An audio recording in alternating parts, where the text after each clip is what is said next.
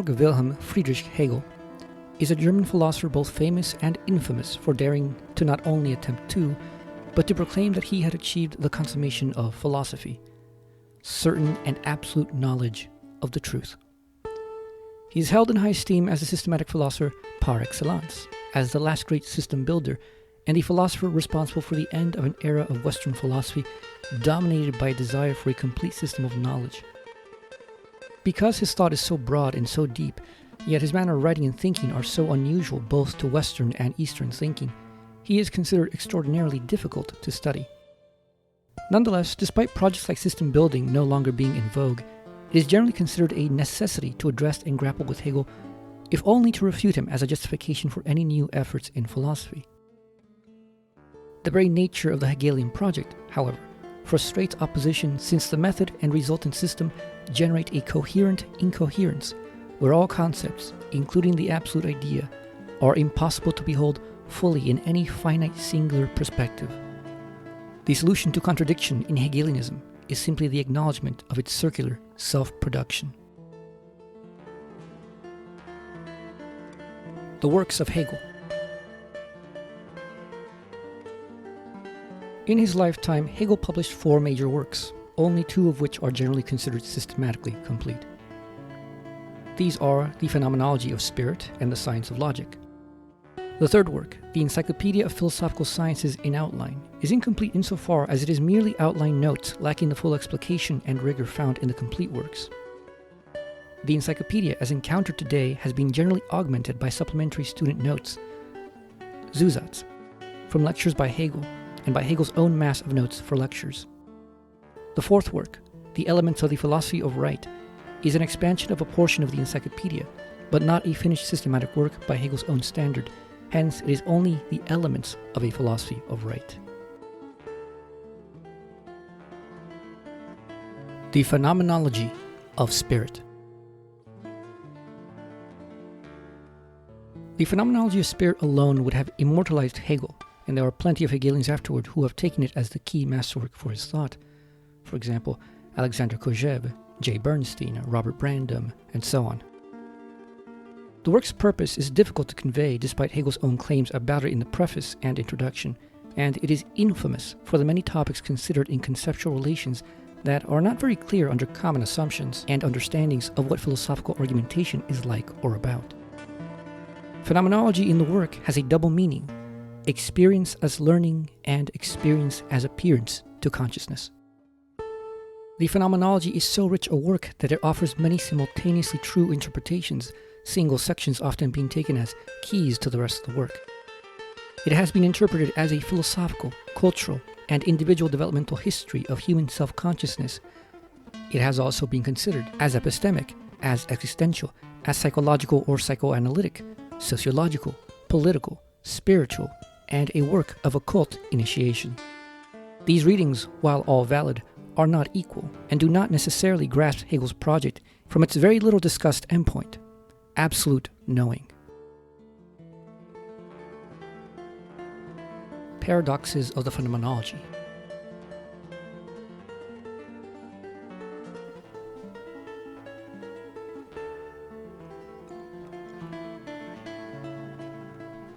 Hegel states that the phenomenology is the science of the experience of consciousness, as it itself comes to realize what science is. This is peculiar, for neither the consciousness examined in the book nor the consciousness of the reader are aware that they do not have science, that is, knowledge, and they are also not aware that on the path of constant failures to certify their own knowledge, they are engaging a true science. The guiding and critiquing consciousness of the book, Hegel as author and commentator also does not know and cannot claim to know that any form of consciousness has achieved or failed to achieve science prior to following that form of consciousness along its path according to its own internal standards. The phenomenology, therefore, has the peculiar nature of being a perfectly valid Hegelian science concerning the imperfect and invalid science of natural consciousness, and this science is intended to lead, yet also to be carried out by, a consciousness ignorant of what science even is. Hegel himself states that he had not realized that he had discovered a radically new method of philosophy until he was nearly finished writing it. The reader will and must find their consciousness as a form of consciousness in the book, for if one is not aware of absolute knowing, it is because they are thinking in a form prior to it. At some point in the work, therefore, the reader will find they are investigating their own consciousness, and thus the phenomenology comes alive in a way most other philosophy books do not. One truly engages in the process of becoming self-conscious. In certain terms, the Phenomenology of Spirit can be said to be a work about true falsehoods or false truths. This may seem paradoxical, for what is false is by definition not true, and vice versa.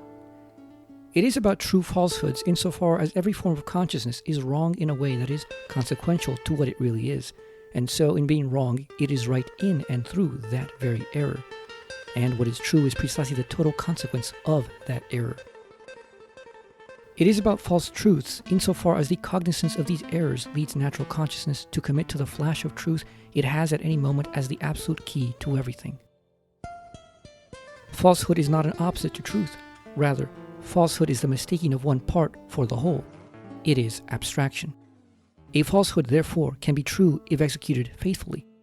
That is, if taken to its logical conclusion. In the inverse, a truth can be false when not followed through to its end. As such, in grasping truth, but only partially, we engage in false reasoning and action. Because part of experience is the initial ignorance of the whole, and because this ignorance blinds us to what the whole should be like before we encounter it, we are forced to engage truth falsely, only to return to the truth in being faithful to the initial falsehood. In other words, the phenomenology is an argument and exercise in the necessity of error in the process of knowing and making truth. What is consciousness? What Hegel means by consciousness is the structure of knowledge itself, not the now common everyday conception of consciousness as what it is like to be phenomenologically. For example, what it is like to see red, to feel pain, and so on. Knowledge, however, is here not meant to be reduced to a mere epistemic concern in explicit theories of knowledge as is commonly understood by most philosophers. Epistemology as commonly understood is itself only one form of knowledge, particularly that of consciousness in general. The standpoints of consciousness and self-consciousness, which believe in a realist distinction between independent objects and thinking, he terms natural consciousness, and further determines this position and point of view as the opposition of consciousness. This is the structure of a knower or knowing, which is inessential and can err opposed to what is known, a thing which is neither thought nor consciousness, and is independent and inherently unrelated to them. Consciousness believes itself to face an objective world which it takes to be the essential truth, while it as knowing is merely a contingent, inessential, and passive observer at best, or a distorting filter at worst. The book, however, only deals with this particular epistemological issue in the first section, consciousness. It radically changes course in self-consciousness, which focuses on the forms of one's immediate self-conception in relation to others and the world. The final section of the book is left unnamed by Hegel, but divides into reason, where we have what we now tend to recognize as empirical scientific consciousness and morality, and spirit, where matters we typically recognize as social and cultural or ethical take the forefront, and finally, religion, where the relation of humanity to the ultimate reality and its ends are taken up. The third unnamed division of the phenomenology is unusual, in that it is divided into 4 parts, not the 3 one would expect from the usual formulation of Hegel's method as triadic. Absolute knowing. The achieved absolute knowing at the end of the work's inquiry is an elucidation of the nature of the concept, in that it is self-reflexive knowing, a knowing which knows itself as the knowledge of its knowing. Absolute knowing is the knowing that knows how spirit has known only itself at every stage of the phenomenology. This is seen retroactively to be the case at all stages of the inquiry from the very beginning. The entire movement to the end is only possible on account that every form of consciousness is capable of beholding itself as the structure of its knowing of objects. Thus, Hegel tells us, Does spirit march forward in realizing that what it believed to be an in itself in the end is only an in itself for consciousness? Purified from the illusion of the opposition of consciousness, spirit is free to go forth and seek pure or absolute knowledge, to think thought without empirical basis or referent, without skeptical fear of what will result when thought is set free from the bounds of sensuous intuitive experience. In such a release, however, spirit does not discard the experience of the phenomenology as a mere falsehood, for up to the very end one conceives with sense certainty, perceives, understands, recognizes, reasons, and lives an ethical and religious life. The errors, being true, are fully carried forward into the higher comprehension of truth. The Phenomenology of Spirit is stated to be the first part or introduction to Hegel's system. However, he changed his claim explicitly in his mature years and relegated it as merely a negative introduction for those who believe the issues tackled within it are truly problems that must first be overcome. The phenomenology is not properly within the system itself in Hegel's final accounting of it, the portion that goes by its name in the Encyclopedia of Philosophical Sciences being a rather short section within Subjective Spirit, which deals only with the contents found in the first 4 chapters of the Phenomenology, in a leaner systematic expression. Given its nature as a Bildungsroman, a nature which is inherent to the speculative method itself, it is nonsensical to claim that though it has standing below the logic, nature, and spirit in the Encyclopedia, that it therefore has no place. The Science of Logic. The science of logic is the core work of the mature Hegelian system. Like the Phenomenology of Spirit, but even more clearly and radically, the science of logic is enigmatically mysterious to anyone who approaches it from a standpoint of what in German idealism is called the understanding. The faculty of mind or mode of thought which concerns itself with strict identities and differences. The title of the work is apt, for the work is indeed the elucidation of a new logical mode which had never before been explicitly comprehended despite being used by the greatest thinkers in their most radical insights. It is even more apt, however, in that this logic is not new. The logic exposed by Hegel in this work is not an applied logic like formal logic, but the logic of consequence concerning intelligibility or sense, that is, meaning itself. It therefore reveals not what we as thinkers do to thoughts, but what thoughts do or operate when given over to the abstract and pure operation of meaning regarding their forms and contents. In this sense, this science of logic is an explicit comprehension of how thought has always been despite our ignorance of its nature when engaging thinking. The title is apt for a third reason. Logic as logos, in the Greek classical sense, concerns not only thoughts in our finite minds, but the intelligibility or determinateness of things in the world, and the world itself. The science of logic, therefore, also concerns itself with most of the categories generally called metaphysical, and comes to present what can be called a metaphysics of the concept. For what and how things are is not distinct from the intelligibility of things. The final position of the work, the absolute idea, can be understood not only as the fully explicit method, but also as the intelligible explanation of intelligibility and the process of intelligibility or explanation itself. The most radical claims from the science of logic concern its being presuppositionless, of attaining the true concept of truth itself, and of being systematically complete. Regarding the issue of presuppositions, it is often misunderstood that presuppositions have to do with conditionality. The fact is, however, that it has to do with expectational concepts about what things are, not the fact that things are at all. The science of logic can only succeed when its end returns to the beginning, and thus proves that its conclusion is its initial premise. Such an argument is circular, but can be distinguished from vicious circularity, which is vacuous self-reference, and virtuous circularity, which is fully intelligible and explanatory self-production. The conception that the system of reality must not only be understood as, but also must be, such a circle of relations, was one that rose to prominence with German idealism. However, it is a view which was already intimated in the ancient cosmologies of the Greeks and even further back into antiquity.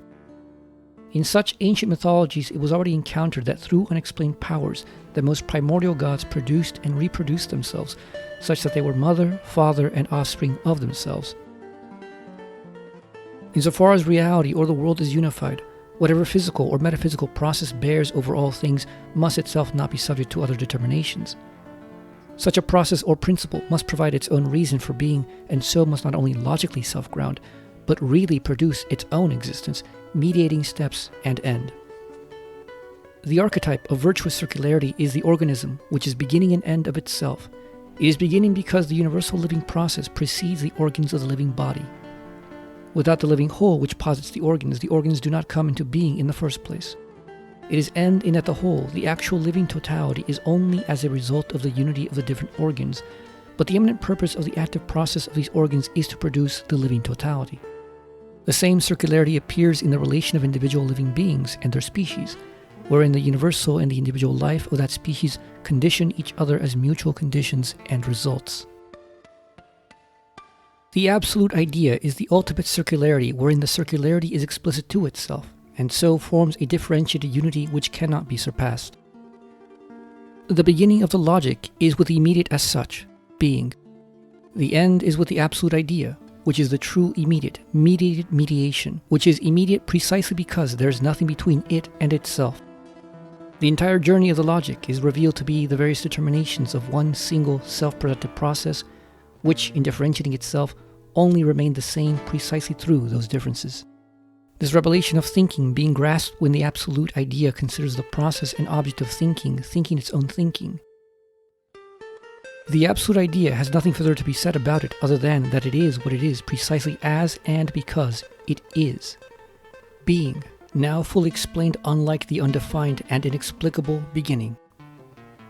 In answering the riddle of reason, we have answered the riddles of logic, the riddles of being, and the riddles of essence.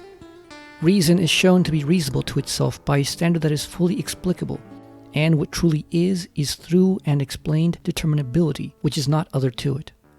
Even logic, which Aristotle and his followers in formal logic believed to be irreducibly inexplicable, a brute fact of reason, has reasons for why it must be as it is and not otherwise. The conclusion of this odyssey of thought shows that in the end, skepticism is vanquished in its intellectual and existential forms. The problem of the criterion was defeated in the Phenomenology of Spirit, but the positive response is only in the science of logic. Only there is knowledge finally known. The Agrippin trilemma is fully escaped. Reason need not be viciously circular, assuming its conclusion in its premise.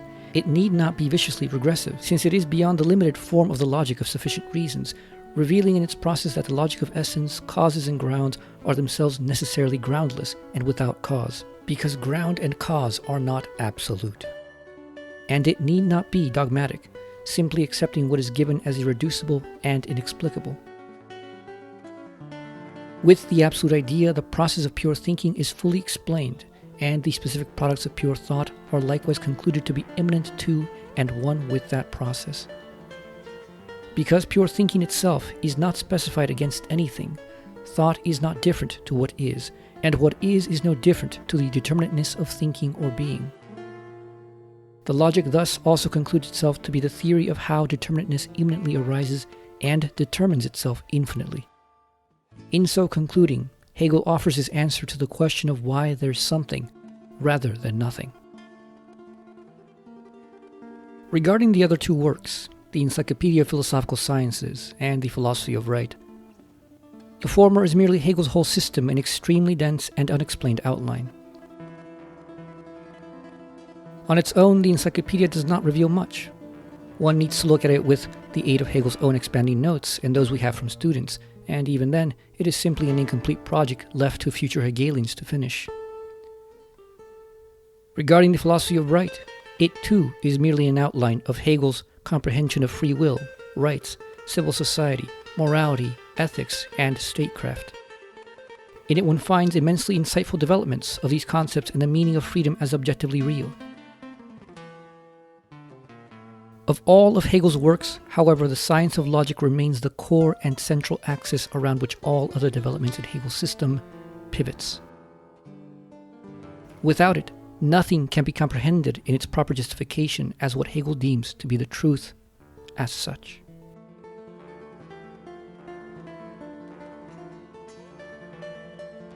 How could I possibly pretend that the method that I follow in this system of logic, or rather the method that the system itself follows within, would not be capable of greater perfection, of greater elaboration of detail? Yet I know that it is the one and only true method. This is made obvious by the very fact that this method is not something distinct from its subject matter and content, for it is the content in itself, the dialectic which it possesses within itself, which moves the subject matter forward. It is clear that no expositions can be accepted as scientifically valid that do not follow the progression of this method and are not in tune with its simple rhythm. For it is the course of the fact itself.